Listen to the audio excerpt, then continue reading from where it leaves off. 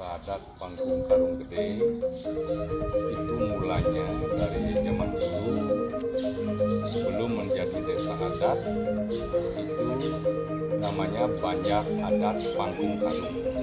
Nah, Banjar Adat Panggung Karung menginduknya ke Desa Adat Bedo. Desa Adat Bedo, Tabanan. Desa Adat Bedo.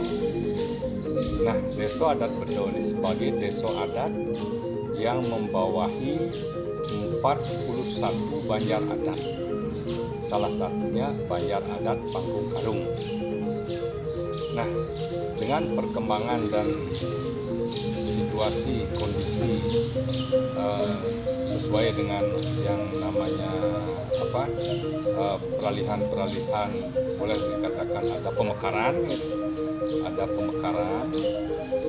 Jadi mulai tahun 2022 beberapa banjar adat yang ngemong yang menginduk di Desa Adat Bedo itu sudah ada pemekaran atau pisah dari Desa Adat Bedo, diantaranya Banjar Adat Yatanggo, kemudian Banjar Adat Serunggu, ya, kemudian kita Banjar Adat Panggung Karung mulai merencanakan untuk mandiri itu berkisaran tahun 2008. Karena apa?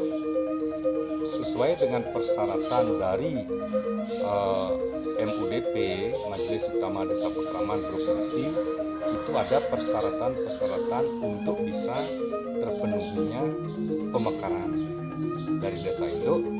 Jikalau persyaratan itu sudah terpenuhi, ya tinggal kita mengajukan permohonan, diverifikasi layak atau tidak, kan itu. Nah, di antara persyaratan itu yang paling dominan atau yang muncul sebagai syarat utama masalah kependudukan, yaitu penduduk yang namanya Banjar pengayah, ya, pengayah Banjar Pakraman atau Banjar pengayah Banjar Adat. Nah, kebetulan kita waktu sebelum tahun 2008 itu kita sudah ada penduduk pengayah itu lebih dari 250 pengayah, pengayah Banjar gitu. Berarti secara logika identifikasi kan sudah bisa lengkap. Nah, kemudian kita lanjut berproses melengkapi persyaratan dan sebagainya. Nah, memang sih di Banjar Adat kita khususnya Panggung Karung kemarin sempat terjadi sedikitlah pro kontra gitu ya. Pro kontra itu kan sah-sah saja, ya, sah-sah saja. Nah, kemudian dari hasil proses itu, nah, menyatakan dirilah kita bahwa sepakat hampir 90% itu untuk mengajukan permohonan supaya bisa kita lepas dari Desa Adat Bedo dan kita bisa mandiri. Nah, jadi yang 10% itu masih tetap masih tetap mereka belum bisa kita ajak, dan mereka membentuk Banjar sendiri yang namanya Banjar Adat Panggung Karung. Banjar Adat Panggung Karung. Nah, kemudian kita yang kurang lebih 90% itu terus berproses sehingga tahun 2017 keluarlah surat keputusan bahwa kita diakui sebagai desa adat dari MUDP, Majelis Utama Desa Pakraman. Pada waktu itu beliau sebagai Bendeso Agung Juru Suweno. Kita resmi di tahun 2017 November itu kita sudah dilantik, khususnya Prajulu dijadikan Bendeso Adat dan pengurus-pengurus yang lainnya termasuk adat-adat. Kemudian waktu itu masih namanya Desa Pekraman. Pada waktu masih beliau Pak Gubernur itu Pak Mahfud Waskito. Kemudian tahun 2019 sesuai dengan nomenklatur nasional, Desa Pekraman itu dirubah menjadi desa adat. Nah, kemudian yang kita lepas dari induk dari Desa Adat Bedo, hasil mediasi antara warga yang 90% dengan yang 10% kemarin yang masih tetap mandiri kayak gitu mengikuti induk, kita diberikan nama Desa Adat Pangkung Karung Gede. Desa Adat Pangkung Karung Gede memiliki 3 banjar adat. Ya, 3 banjar adat, diantaranya banjar adat Pangkung Karung Gede Kangin, kemudian banjar adat Pangkung Karung Gede Kawan, banjar adat Pangkung Karung Gede Lod. Jadi 3 banjar adat. Nah, ketiga banjar adat ini ya sebutan daripada boleh dikatakan pemucuk itu disebut dengan pendeso adat. Ya. Yang di banjar adat pemucuknya disebut pilihan adat. Nah, kemudian yang di banjar Pangkung Kalung, di banjar adat Pangkung Kalung yang kurang lebih 10% masih tetap, itu juga sebutannya pilihan adat. Pilihan adat, banjar adat Pangkung Kalung. Khusus untuk di wewidangan wilayah wilayah Pangkung Karung mulanya untuk yang namanya adatnya itu, jadi ada 4 banjar adat jadinya kan. Iya. Ya, yang satu banjar adat Pangkung Karung Kawan tetap menginduk di Desa Adat Bedo, sedangkan yang ketiganya sudah mandiri menjadi Desa Adat Pangkung Karung Gede dengan 3 banjar adatnya. Nah, itu kurang lebihnya. Kalau perbedaan desa adat sama banjar adat itu apa? Oh ya, sudah. Kalau perbedaan banjar adat dengan desa adat. Nah, kalau banjar adat itu kan artinya banjar yang boleh dikatakan lebih cenderung programnya di bidang suku. Ya. Kalau di desa adat induk itu mencangkup yang namanya ngemong yang disebut dengan Tri Tokarano. Ya, perayangan, powongan, pelemahan. Ya. Jadi secara keseluruhan program-program yang ada di desa adat itu menyangkut skaloni, baik dari periangan, pelemahan, powongannya. Nah, itu ada program-program sesuai dengan kondisi masing-masing desa adat yang memiliki program masing-masing sesuai dengan kearifan lokal geniusnya, lokal wisdomnya, yang itu ceritanya. Ya. Nah, jadi tidak terlepas yang namanya dari infrastruktur, terutama di pelemahan, pengembangan. Nah, tentu di dalam hal ini desa adat itu boleh dikatakan bersinergi dengan desa dinas. Ya, bersinergi. Karena apa? Sesuai dengan Pergub nomor 4 tahun 2019 bahwa desa itulah desa dinas dan desa adat yang selalu mendapat perhatian dari pemerintah dan pemerintah daerah. Nah, sehingga dengan adanya Pergub seperti itu nomor 4 tahun 2019 tentu kita mendapatkan yang disebut dengan dana BKK yang turunnya 1 tahun 3 tahap, jumlah total keseluruhannya 300 juta. Per tahap diturunkan 100 juta. Itu pun juga diprogram sesuai dengan belanja program dan belanja rutin secara umum. Nah, itu lah. Kalau di desa ini kira-kira berapa kalau desa adat? Nabi. Desa adatnya? Desa adat. Okay. Untuk di desa Pangkung Karung. Untuk di desa Pangkung Karung, desa adatnya ada 3. Desa adat Sulu Gede, desa adat Pangkung Karung Gede, dan desa adat Sulu. 3 desa adat. Kalau dari keseluruhan itu banjar adat, kalau di Pangkung Karung 4, di Selingsing 2, di Serugo 3. Berarti ada berapa itu semuanya? 7 banjar adat. Untuk di desa adat Selingsing dia membawahi 2 banjar adat. Untuk di Selunggo membawahi 3 banjar adat. Ini berarti berapa itu? 9 ya, 9 banjar adat. Menjadi satu kesatuan desa dinas yang dibawahi oleh desa dinas ini ya. Nah ini kan unik, terkadang ada begini, wewidangan desa adat bukan membawahi istilahnya, di dalamnya itu ada komponen-komponen lembaga desa dinas kan, kayak di Tabanan. Desa adat Lot Bekan gitu contoh di Tabanan, terdiri dari di dalamnya itu ada desa Dalpalo, desa Lodurung kan gitu ya. Ini unik nih. Nah kayak Bedol lah, desa Iluk Bedol. Yang terdiri dari masih sekarang 38 banjar adat. Itu berapa desa dinas ini? Desa adat, desa dinas Bungan, desa dinas Wonosaro, desa dinas Yaganggo gitu. Kaitan lantas dengan kemarin, upacara kemarin ceritanya. Nah, kita percaya bahwa di dalam sastra-sastra suci itu kan contoh saja lah, ada tinggal mau kita bikin bagus, kan kita rubah statusnya.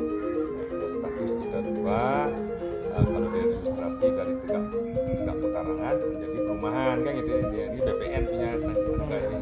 Nah kalau di desa adat secara skala juga seperti itu, bahwa di samping satu sudah kita resmi menjadi desa adat dari Banjar Pertama, kita secara niskala kan ada status ngeruak istilahnya.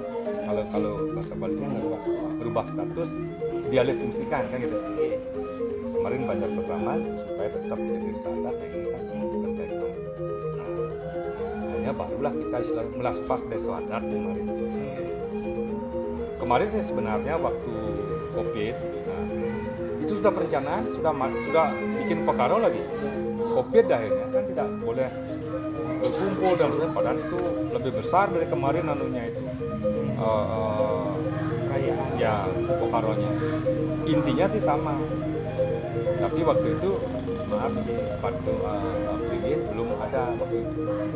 Nah kebetulan kita menasang sama Idosi, Alisir, Berandau. Nah memang harus ada catus pate, setiap desa adat harus ada catus pate.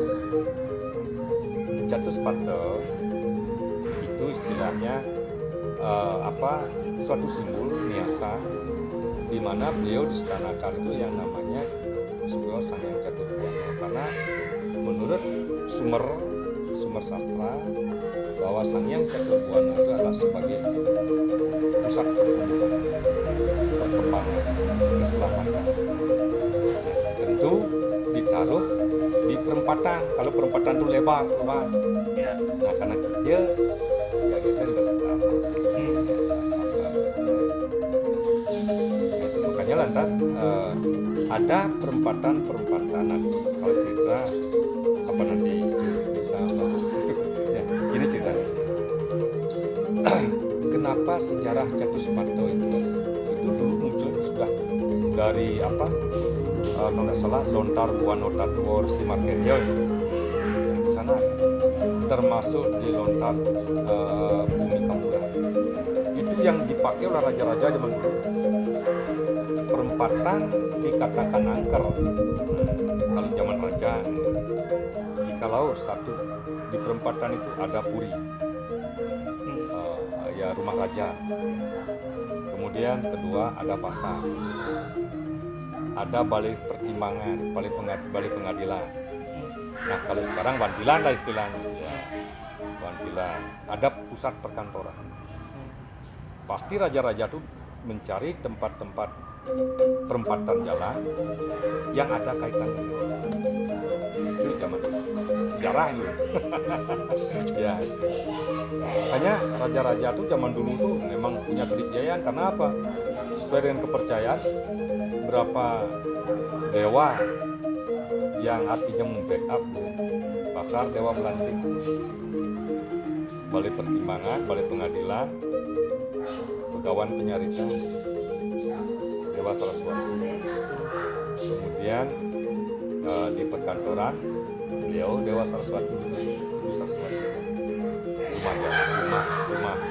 Rumah raja ya sudah anunya beliau kan gitu. Nah sekarang penggantinya karena raja tidak ada ya berarti rumah penduduk kan masing-masing penduduk punya kerajaan kan. Nah kita pakai ini dari dulu memang sih. Cuman dulu belum ada pelinggih. Belum ada pelinggih. Karena kayaknya masuk akal. Ini tanpa disadari mungkin orang-orang tua itu kok di sini dibuat, kok tidak di sana. Kalau kita hubungkan dengan astronomi ya, ini ada kaitannya. Bukan saja kita pengetahuan astronomi. Karena apa? Di perempatan jalan, pertigaan, perempatan di sana biasanya terjadi gelombang kacau, frekuensi gelombang yang kacau. Itu yang disebut dengan turbulensi. Coba masuk kita berat, kan kita bingung. Nanti kiri kanan ada enggak orang nyebrang? Nah, kan hati-hati kita kan. Itu logikanya. Nah, itulah yang disakral. Nah, adalah ceritanya bahwa untuk artinya biar kita selamat, nyaman, rahayu melewati sebuah perempatan di sana sesuai dengan kepercayaan yang disebut dengan melaksanakan kurban suci. Ya, kalau Bali namanya mencaru atau taur. Perempatan ada sih di barat. Kalau kita sekarang yakini kadarnya beda dengan di sini. Kalau emasnya di sini 24 karat, mungkin di sana 18 karat. itu ya. Berkaitan juga dengan ini. Sama dengan atmosfer kan. Di mana saat ada turbulensi gelombang kacau pasti pesawat itu akan terhantam oleh gelombang yang kacau. Bisa jatuh, bisa terbang. Kayak layang apa kemarin dia layang itu karena turbulensi. Setelah diselidiki bukan karena pesawatnya tidak layak terbang karena turbulensi. Padahal sudah diberikan peringatan, terus sudah kontak. Ini akhirnya melaju terus, bla di atas terbakar, bukan di bawah. Puingnya baru di bawah, bukan di bawah, bukan jatuh. Terus menaik setelah itu.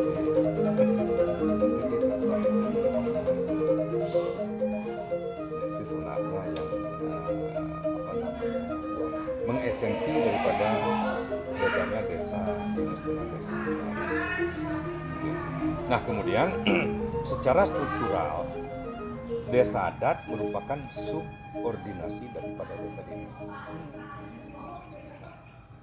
Nah kalau contoh begini, kebetulan di sini desa dinasnya satu, desa adatnya yang sebagai partner kan gitu ya. Apapun perintah dari desa dinas, instruksi atau kerjasamanya dengan desa adat kita harus tunduk. Itu subordinasi. Apapun kita di desa adat kita mohonkan ke desa dinas, ya di sana harus mengikuti, menjembatani. Gitu. Nah kalau di desa adat besar wilayahnya, di dalamnya terdiri dari desa dinas. Desa dinasnya berkolaborasi, ya, bekerja sama.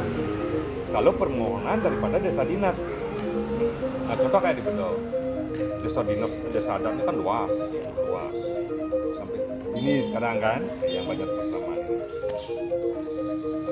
Kemudian ada desa dinas Bongan, desa dinas Manusaro, desa dinas Tabanan Selatan. Nah kemudian desa adat Bedol memohon bantuan untuk menyepandani tentang proposal gitu misalnya. Dia bisa berkoordinasi dengan salah satu desa dinas itu yang mana, atau ketiga-tiganya disuruh menyepandani. Itu jadi. Nah itulah kadang-kadang ada beda-beda. Nah di sini kebetulan kalau kita di sini boleh dikatakan untuk koordinasi itu gampang gitu. Ya, gampang. Karena satu desa dinas diantaranya itu ada desa ini gampang. Kebetulan desa dinasnya mewilayahi keseluruhan wewidangan desa adat. Kan kebetulan. itu unik lebih gampang ya. Terkadang kalau seperti tadi desa adatnya luas, desa dinasnya di dalamnya kerjasama dengan ini yang merasa agak ini kan gitu. Kok saya desa dinas saya tidak pernah dihubungi oleh desa adat ini kan gitu. Pasti ada gitu.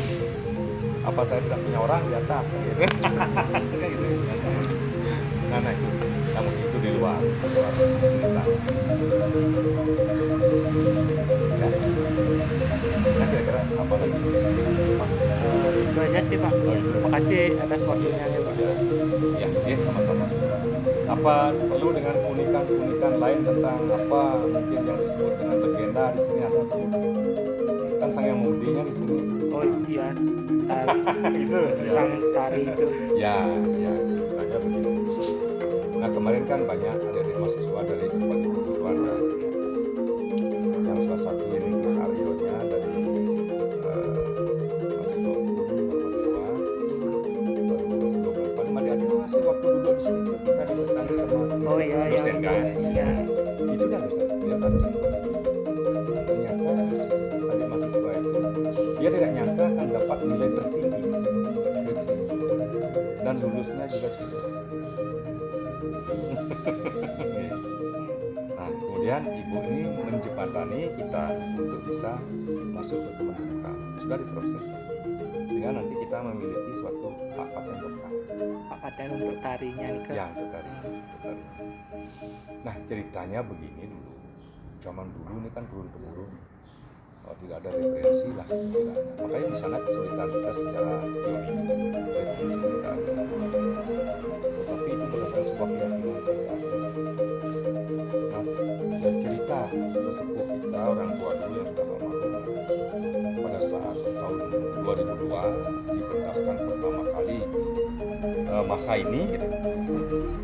Kalau sebelumnya kan sebelum tahun 1940 pasti tiap tahun dipentaskan. Di sini dah tempatnya di pertigaan menuju ke dalam. Oh iya. Diyakini di sana masih sumber pusat. Dan di sebelah ini kan ini panggung. Tadi kecilnya sampai ke kuburan. Memang lebat, penuh dengan pohon besar. Dan sering katanya gitu teman dulu di sana katanya ada orang rame-rame kayak suara anak-anak, suara-suara ada aja. Sering aja. Waktu itu sebelum tahun 40-an itu kan kita itu karena hidup bertani kalau mungkin ada yang nggak tahu bentuk padi zaman dulu itu ada merang-merang kayak bikin gatal gitu ya. Pakai bambu itu berarti. Ya yang dipakai ya itu enak sekali nasinya itu dan besar-besar panjang-panjang itu tidak bisa di apa yang zaman dulu kan memegang istilahnya tidak bisa ya dipanen dengan gaya gitu masih pakai panen royong dan punya kelompok ini sekarang panen di sana gitu. Dan tidak dikampilin, tidak dibuat ditaruh di kampil itu diikat gitu. Kalau zaman dulu tuh kayak pejangan lah kayak ya, ikatan gitu kan. Nah itu mengalami ya boleh dikatakan apa berapa kali panen berapa kali tidak bisa lah bagus termasuk wabah penyakit nah mungkin karena sudah beliau mengingatkan bahwa ke manusia jangan lupa dengan penghuni alam-alam bawah gitu kira-kira adalah anak-anak kecil anak-anak SD kayak nari-nari sana rame-rame gitu. Kayak seperti kesurupan nari-nari yang tidak jelas itu tidak ada waktu. Terus orang-orang tua pada saat itu kan sudah mendengar peduli ada apa sih ditanya ya tidak jelas tidak tahu tidaknya carilah orang pintar yang diterawat oh begini nah mulailah masyarakat mungkin apa apa aja hal-hal yang baru pasti ada diskusi kan itu, ada diskusi, ada perdebatan. Kenapa kita percaya dengan alam bawah? Nah kan gitu ceritanya. Nah akhirnya berlangsung dengan pelaksanaan ya nari-nari kayak gitu sampai memohon lah. Kemudian ini kan ada aja muncul seni sekarang. Ya. Begitu ada momen apa sekarang tariannya kayak apa, orang tidak ada jelas tarian gitu kan. Ya kita pakai aja, kita bikin aja pakaian-pakaian kayak sembarangan apa aja dipakailah. Daun-daun pisang yang kering ya, dikemas ya ya apa istilahnya, apalagi itu kepalanya diikat dengan tali-tali ramat-ramat apa yang ada kan itu kan istilahnya unik kelihatan kan gitu ya. Ya maulah dia kayak seperti itu bergerak sesuai dengan dan diperintah mau. Contoh ini dong ngigel cara cicing ngencah gitu. Nah itu bahasa Balinya. Ya ningkang gitu model. Gitu loh contoh. Nah ini ibunya kalau nanti mau tahu lagu-lagunya ibu nanti ya. boleh pakai ya tahu. Nah akhirnya tiap tahun lah berkembang, ternyata memang bagus apa sedang hasil panen wabah mulai bagus, jadi lebih tentram gitu. Nah artinya seolah-olah adalah gini ya, pokoknya setiap tahun nanti kita bangkitkan ya gitu. Mulai lantas zaman penjajahan Jepang tahun 41 kan sampai 45 ya, semua hal-hal yang bersifat budaya kan tidak bisa bangkit jadinya karena sudah kita dijajah dari segala macam ya, ada kerja rohinya, ada gini, aduh macam-macam sebuah. Kemudian kekayaan Bali, ada lontar, ada sastra suci ya dibawa, apalagi Belandanya dulu bawa kan. Nah berkelanjutan begitulah kita dijajah. Akhirnya sempat baru tahun 2022 lagi, artinya spontanitas. Kita cari tua-tua kita, orang tua sesepuh jadi yang diangkat masih, lagi. ya diangkat lagi. Kebetulan waktu itu kita nangun tapaan Barong, Ratu Ayu, Ratu Mas. Nah artinya sepakat masyarakat. Nah muncullah yang tanpa kita sadari, entah siapa nanti yang istilahnya dimasukin kan gitu ya. Inilah guru yang rambut panjang adat tuh ini. Oh, pun yang lihat video wawancara. Itu. Kemudian kakaknya satu, tapi kakaknya sekarang kan kebetulan ikut di Banjar Pekraman di sana. Kan lepas dari kita. Oh iya. Dan yang satu ini anaknya orang, nah ini suaminya ibu, enggak, agak di utara sedikit rumah. Yang anaknya jadi PLK. Sering sih ya nyapit pesan bawa tornado. Itu kemarin yang tidak disangka kok dia akhirnya dari jam 4 kita bangkitkan, jam 5 paling 1 jam tidak sampai bangkit, ketiganya jam 8 baru selesai. Sore berarti di sana dibangkitkan dulu di ujung timur pinggir sungai. Ada di sana kayak tanah lepas lah dari Tegalan ini. Di sini ada pelinggir. Nah, menurut orang pintar katanya istananya mereka alam itu pindah ke sana. Nah, di sana lah kemarin. Dari jam 5 sampai jam 8 3 jam tren. Ya, 3 jam. Kalau ini tergantung perintah lagu ini. Biasanya kan yang jahil, yang nakal, yang memerintah kan gitu. Biar disuruh gini gitu. dong apa itu dunia nyeburin api, dunia makan api, makan api. Dunia ngayahang api, dimandiin api, gitu. Apapun diperintah mau dia diikuti yang gitu. Tapi kadang-kadang kan kasihan kita gitu loh. Ya capek, dah itu keduanya disuruh macam-macam, jahil-jahil gitu, nakal-nakal gitu. Kasihan. Tapi dia enggak merasa. Itu model. Nah, akhirnya kan banyak yang meniru desa-desa lainnya banyak, tapi enggak berani dia ngambil esensinya. Gitu. Nah, kemarin kayak Ubud itu loh, SMA Ubud kan dia datang ke Jatiluhur, ke sana cari Malaysia adat. Dia tidak berani menceritakan banyak, cuman katanya dia ya sebagai duplikat aja, dia ngambil dari YouTube. Nah, di sana ada seni juga, orang-orang seni. Nah. Tapi esensinya tak berani dia. Ya mengambil gitu, orang dia takutnya nanti seperti apa kan gitu. Ya, hal-hal tidak diinginkan Ya itu dah. terjadi. Itu aja pada waktu pementasan tahun 2002 itu kemarin kan ada anak-anak muda tuh ABG. Berapa hari itu dia tidak mau makan nasi, makan terasi aja. Makan terasi aja. SD, kalau nggak salah kelas 5 baru SD kelas 5 gitu. Namanya kadek super. Komang Boang, Komang siapa namanya itu. Sekarang dia panggilannya Komang Bo gitu. Supir ambulan ya. 7 hari lebih tuh tidak mau makan nasi, hanya terasi dia. Ke warung dia beli terasi.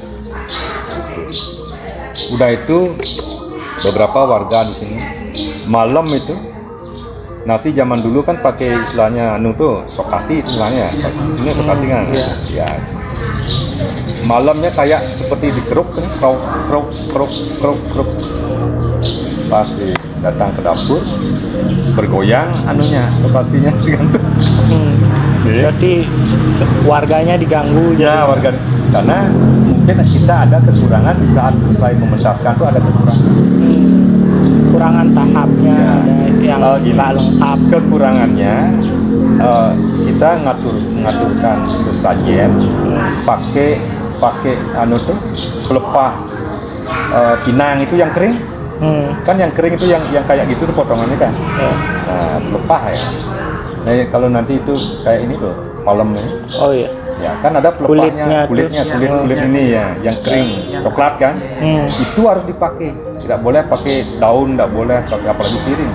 Ini katanya kekurangan. Makanya setiap akan mentaskan pasti kita cari ini. Ini diaturkan. Begitu selesai diaturkan, aman. Itu pun tidak lagi dia nyari terasi. Itu contoh. Itu aneh. Ya.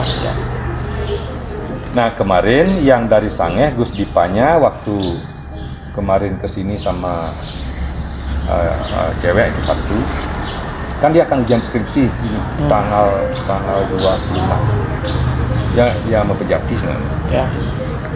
Pas Banjar Ngaya Sandriki waktu itu, adik masih di kantor kan?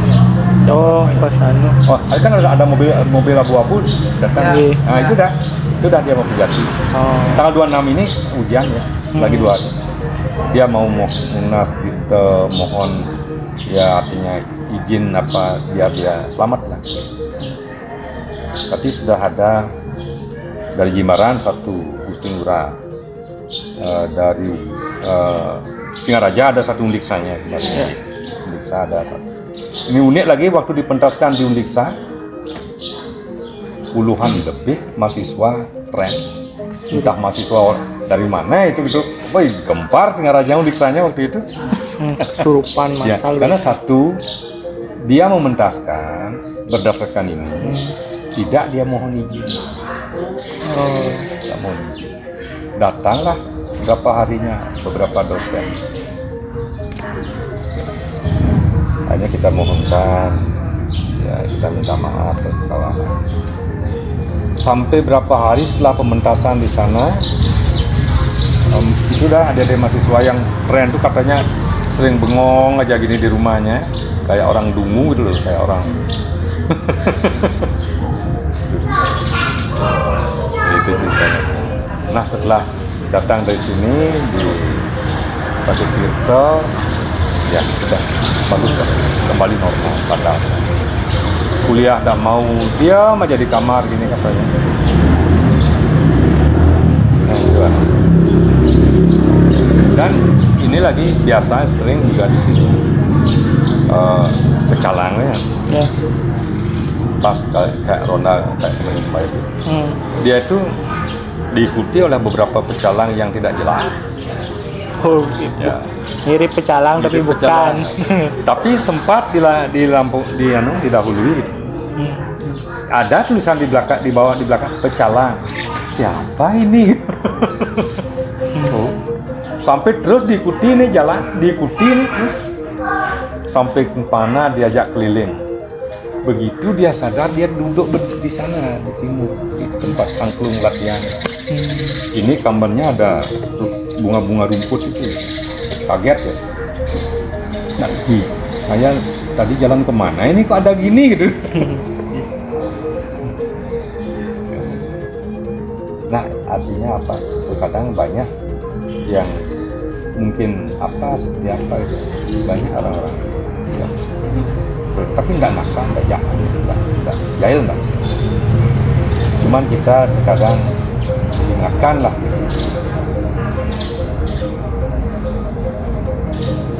Berarti tari itu khusus di desa adat Pangkong Karung Gede. Di desa adat Pangkong Gede.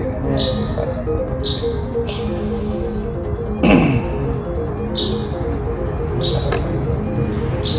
Tiang niki kan baru 1 tahun tiang niki. Yang baru 1 tahun. Yang 4 tahun lalu pensiun Juni 2020. Guru dulu yang guru SMP. Nah, tapi dulunya sekolahnya di Kip Malang. Terus sempat setelah 2 tahun baru kita mencoba mengajukan permohonan, diangkatlah di Petang Batu. Setelah itu sana 8 tahun pindah ke SMP 1 Mengui, Taman Ayun dulu, sekarang udah pindah sekolah. Setelah itu di Bakta SMA Kediri 2 tahun nota dinas, baru pramuka.